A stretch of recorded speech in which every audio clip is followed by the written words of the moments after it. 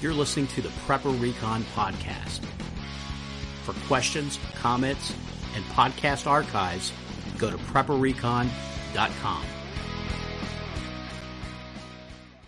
Ready-Made Resources has a limited number of PVS-30 night vision scopes for $4,700. These are the top-of-the-line night vision scopes used by the U.S. military, which normally sell for over $11,000. Turn your 12-hour rifle into a 24-hour rifle. Visit Ready-Made Resources to get your PVS-30 today. Trading Post in the Woods is ran by veteran crisis responders who know how important it is to be prepared. They specialize in comprehensive natural survival remedy kits, preparedness and homesteading supplies, as well as skills training. Visit them online today at tradingpostinthewoods.com. Today's guest is Todd Sepulveda of Prepper Website and now the new Prepper Website podcast. Todd, welcome back to the show. Hey, thanks, Mark. Thanks for having me. Yeah, absolutely. It's always great to have you on. It seems like we only get to talk about once a year. I wish it was more often, but you're a busy guy, and now you just got busier. So why don't we start there? Tell us about this new podcast. Well, I've always, that seems to be one of the things out there doing a prepper podcast, and I always said I wasn't going to do something like that. But actually, it's kind of your fault, Mark. You with your books, and you got me kind of hooked on Audible with your books. And as I was kind of just thinking about what's out there and what's available, and that's kind of what I don't want to rehash just another podcast, but I thought that there's so much great content being put out there for preppers, but it's not in an Audible format. And so what I'm doing with the Prepper Website podcast is to read the articles that I post on Prepper Website. I'm reading 2 to 3 articles, sometimes 4, depending on the length of those articles, and turning them into an Audible format so people can listen to them when they're on the road, or when they can download them, they can listen to them whenever. And so it really is. It's a blessing because I get to get out there and talk about all the articles, and I provide commentary, and sometimes I just go on to the next one. But it's a blessing also to the websites that are putting this great content out there, because their information, their articles are not only being read by people that come to Prepper Website, but now they're being heard by people that download the podcast. So it's been kind of crazy. It's kind of exciting to see it kind of ramp up. I'm getting some great feedback, and I just appreciate everybody that's kind of putting the word out there and sharing the word about the podcast. It's been exciting. Yeah, that's fantastic. And I just, there's so many people that's when they have time to consume content, is when they're in the car, or when they're on the elliptical glider at the gym, or, jogging, or whatever their exercise is, or doing yard work or whatever. And just the rest of their day-to-day activities are so consumed that there's just not a whole lot of time of sitting around where they could just kind of scroll through and read all those great articles that you post on Prepper Website, because you got great stuff on there. But man, I tell you, some folks they're just too busy to get to all of it. And I think that's great to have 4 articles a day that you can get from all of these different people, from all of these different preppers that are just running the whole gamut of preparedness. And then to get your commentary on it, that's fantastic. Yeah, I think so too. And I've always, Prepper Website, I've always wanted it. The mission is to put, great content out there so that people can access it. But, there's a behind the scenes mission. I want to be a blessing to those websites, and we also link to YouTube videos and other podcasts and things like that. So it's always been to be a blessing to those people as well. And I just, I want to continue doing that. One of the things, like you were talking about, not only being able to, because I listen to podcasts and I listen to a lot of audio content when I'm in the car. I got burnt out on talk radio a long time ago. It's the same thing over and over and over again. You only have, and I'm in Houston, Texas, and we have a big market. I mean, it's a big metroplex, but there's about 2 or 3, radio shows that I might listen to, but it's the same stuff all the time. Eventually you get tired of that. And then you can, eventually, I started listening to YouTube videos and again, like I said, podcasts. And so I know that there are people out there that are looking for something different. So I'm very happy to be providing that out there. One of your recent podcasts, you reviewed an article about disappearing from the grid. Can you give us a couple of pointers from that article? Yeah. That article is from Urban Survival Site. And there's just, when you talk about, well, let me first say this. I'm actually writing an article. I'm my personal preparedness website, Ed That Matters. I'm going to be a part of a group that we're putting out. And so you can be on the lookout, and your readers can be, or your listeners can be on the lookout for this group of articles. A bunch of us are getting together and writing articles specific to EDC everyday carry. And I'm going to be talking a little bit about my topic was cell phones. And when you talk about cell phones, preppers are just like all of a sudden are just like Big Brother is watching. Be careful, be careful. I have an Amazon Echo, and that recent CIA, that funny video that went kind of viral about the woman who was asking the Amazon Echo, is the CIA, listening or whatever. I've had people telling me, hey, you got to be careful with that. And definitely you are, definitely we are. But preppers are very, very suspicious. So when we talk about getting off the grid, or we talk disappearing off the grid, you've got to understand that if that's something that you're wanting to do, you've got to completely forget everything. And that's what this article is talking about. You can't go back to your social media. You can't go back and visit family. You can't call people. You've got to completely disappear. And you've got to completely assume a whole different identity than what you were before you disappeared. And so this article was mentioning, like, if you were and I'm not quoting specific the article, but for instance, like if you were a person that didn't have any tattoos, if you really were serious about disappearing from the grid, then you would want to maybe get some tattoos. If you weren't into country music, then you would all of a sudden be into country music, and so you would go a total different opposite way, or live a completely different way than you would in, before you disappeared. And so, it's always interesting to kind of think through that and what that would look like. I also linked to an article that actually it was an article that has a video embedded in there, and it was so you can get that on episode 13 at the Prepper Website podcast. But the article or the website that's embedded is found at bsurvival.com, and it has I want to say his name is Alton Edwards. The video was called "Track Me If You Can," and that was one that I saw a long, long time ago, and I always remembered it. I thought it was a very interesting video, and you can find it, on YouTube, and like I said, embedded, and so that's a good one to watch too if you're interested in something like this. CBS just had that show on Hunted, and we had, of course, it's where they've got folks from NSA and Homeland Security and the Marshals, U.S. Marshals, FBI, and they're all on one team. And then they had 12 teams of 2 people that tried to evade capture for 28 days, and it's online. So for the folks that have unplugged from cable or don't have TV, it is, you can watch it on your computer. Some of the episodes may be locked at this point, but you could probably still get a lot of them.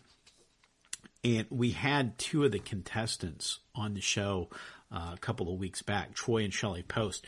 and they couldn't really say so, but I could tell from sort of reading between the lines that the whole show was rigged. But still, there's some really valuable takeaways from the show. And I think the biggest one was that you don't talk to agents. Even when you think you're telling them nothing, they're still getting all types of information from what you're not saying and the way you're acting and all of that. And then also don't ever let anybody in your house without a warrant. So that's two of the big takeaways from that show. But it's everything you just talked about, your phone, your bank account, your email, all of that stuff is it's so easy for them to access now, and license plate readers and all of that. And you just have to walk away from all of that stuff. We're going to take a quick break, and we'll be right back. The dollar's lost over 90% of its purchasing power since 1971. Silver, on the other hand, has proven to be a very stable form of wealth preservation over the years. And where do you buy silver? Silver.com, of course. Silver.com offers fantastic prices on gold and silver. Check out Silver.com today. Whether your plan is to bug out or bug in, CampingSurvival.com has all of your preparedness needs, including fish antibiotics, long-term storage food, and water filters. Use coupon code PREPARECON for 5% off your order at CampingSurvival.com. When I first started in preparedness and then not too long after started the Prepper website, people would always talk about, hey, don't do this on social media, or, I would do something on social media and refer to it, and people were like, hey, we don't get on social media because of all the, if you're on the computer, if you're online in any way, there is a footprint there. There is a way that they can track you. So it's kind of like, I understand there's people out there that like, they don't want to get on social media, and I can understand. There's like, well, you build a profile and all those kinds of things. And my thing, and part of my article that I'm writing is, even when you're on your phone, is you're still the gray man, right? You're the gray man when you're out there and you're blending in, and you're not doing anything that normal people wouldn't be doing when you're on your phones. But if you want to completely not, have any kind of footprint anywhere, you just have to completely unplug from everything, and that's just not possible in today's world. So I totally, I agree. We've got to be smart about how we do things. We got to make sure that, we're not putting all, one of the things I'm writing down is like, you're not always looking up FEMA camps and conspiracy theories and all those kinds of things. And spending all that time on your phone. Use your phone for, what it's for. I mean, it's a important tool to have, but,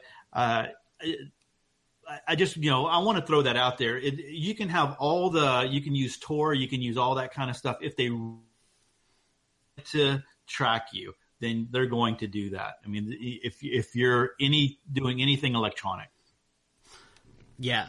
And we just had the Vault 7 dump from WikiLeaks. And once again, we hear that, our phones can be off. They can put it on a false off mode to where you're looking at your phone. The screen's blank and it's listening to you. The Samsung TVs have the same thing. We didn't really learn anything new. This is the same stuff that Snowden's been telling us for years. And it's just this insidious method that we've been indoctrinated with to just really accept this panopticonic surveillance state. And it's absolutely mind-blowing. And the Vault 7 dumps didn't even really get a shrug. Yeah, I think it's kind of amazing, right? I mean, that everybody who already knows all this stuff is like, yeah, hey, there you go. but everybody else is like, it's no big deal. I mean, it's there. It is amazing where the world that we're living in and what's possible out there. I think that the fact that, Snowden was one person and people could say, hey, that's just one guy. And he wasn't really, who he really says he is. He was a contractor. He was a low level, whatever, and they can put whatever spin they want on him. But then you have it coming from other sources in other ways. And I think is just kind of amazing where we're at. I read recently that I think it was on Zero Hedge, that one of the most popular books at, I want to say Costco or Sam's, it's one of those big warehouse type stores, was 1984. It's real big on Amazon right now. Yeah. And it's so way it was up in the ranks. So Zero Hedge, or I think it might have been a tweet that I saw that, somebody was making fun of it. And Zero Hedge was saying, no, idiots, if that's the case, there's a reason for it. People are out there and people are concerned. But, so I think that's important to realize. We're not hearing a lot of it in the media, just kind of like, when we're heading, everybody thought Hillary was going to be in. No one realized,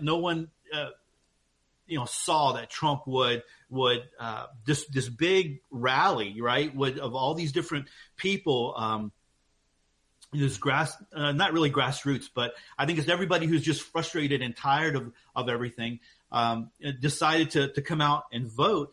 I don't think people, although the media is not talking about, Vault 7 and all the other things that are out there, I think people are.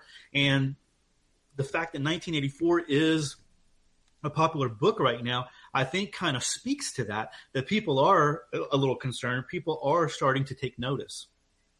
Well, that's a good point, that 1984, maybe folks are like slowly starting to wake up. But I tell you what, this has been, before Snowden, it was the NSA programmers. It was William Binney, Ed Loomis, and Thomas Drake. They were the Thin Thread team that developed the Thin Thread program, which was PRISM's predecessor. And it was in 2006 that they warned America that NSA was spying on its own people. And these men, every one of them, had their doors kicked in by federal agents. They were all prosecuted as essentially as spies. And they all eventually beat the charges, but it ruined their lives. And, for me, that happened in 2006, and then very little happened. Snowden, very little happened.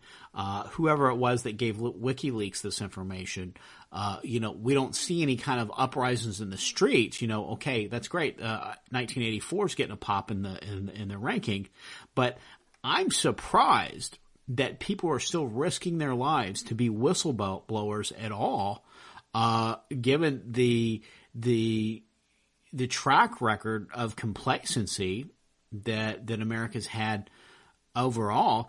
I think we're coming to the end of whistleblowers. What do you think?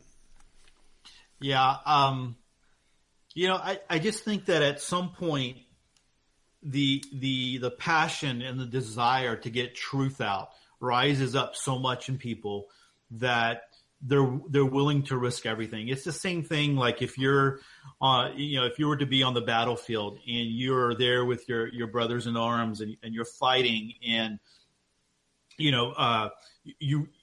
people are in danger and you do something and you're not realizing it might be heroic. But you're doing something to save lives and you're going above and beyond and those kinds of things. And I think that rises up in people. I think that's always going to be there. But I do think that the way that people get treated, that people are going to think twice about blowing the whistle. They've got to be very passionate, very desirous of wanting to do the right thing. And their moral compass has to be greater than the fear that's going to keep them down. And there'll always be people like that. Hopefully there's always going to be people like that in the right places at the right time to get the word out. But, I always remember because I listen to a lot of different podcasts. I remember what Jack Spirko said at one time about using encryption. We need a very simple way to encrypt. And if we did that and we always used that, then the power and the amount of time and energy that would go into encrypting or to decrypt whatever was done would really cause, the people that are there to think twice about who they're targeting. They would have to be really wise about who they're targeting, because it would just take so much time to do something like that. And then you can always have, your computer going and clicking on all kinds of weird stuff, that has nothing to do with anything, clicking on cats on social media all day long, and playing cat videos and, encrypting all of that. And then if they ever got to the point where they needed to decrypt it, they would find a bunch of nothing. So hopefully somebody at some point comes up with that. They might be stopped before it gets out, but hopefully somebody does. Yeah, that's a really, really great idea. It's just, it's this idea of that. It's so easy, and everything is so integrated, for us to be spied on and to be watched over 24/7. And, it'd be nice to have other ways to not be, active participants in our own enslavement. There's Start Mail, and there's the, Tor, Onion Router. There's things that you can do that are relatively easy that do make it harder. And you can put your phone on airplane mode. It turns the tracker off, because your phone's learning about you. It's learning everything you go. You'll notice that now, if you've got an Android, anytime you go in a store, it's giving you pop-ups about, asking you for a review of that store, or giving you deals on the store and things of that nature. And we're being so trained to just accept this. And I think that's dangerous. That's the end of the first half of my interview with Todd Sepulveda of Prepper Website. Tune in next week for the rest of the show. In the Days of Elijah, Book 2, Wormwood, by best-selling author Mark Goodwin. Everett and Courtney Carl have survived the 7 seal judgments, which devastated the planet. But have their efforts to stay alive been in vain? The next series of judgments to fall upon the earth are known as the 7 trumpets. Within this series of cataclysms is the Earth's collision with a giant asteroid known as Wormwood. The comet will poison much of the planet's freshwater supplies, making survival nearly impossible. With each subsequent trumpet judgment, their odds of living grow slimmer. If Everett and Courtney are to survive, they'll need perseverance, faith, and a great outpouring of providence from the Almighty. Buy your copy of The Days of Elijah, Book 2, Wormwood, in paperback, Kindle, or audio edition from Amazon.com today.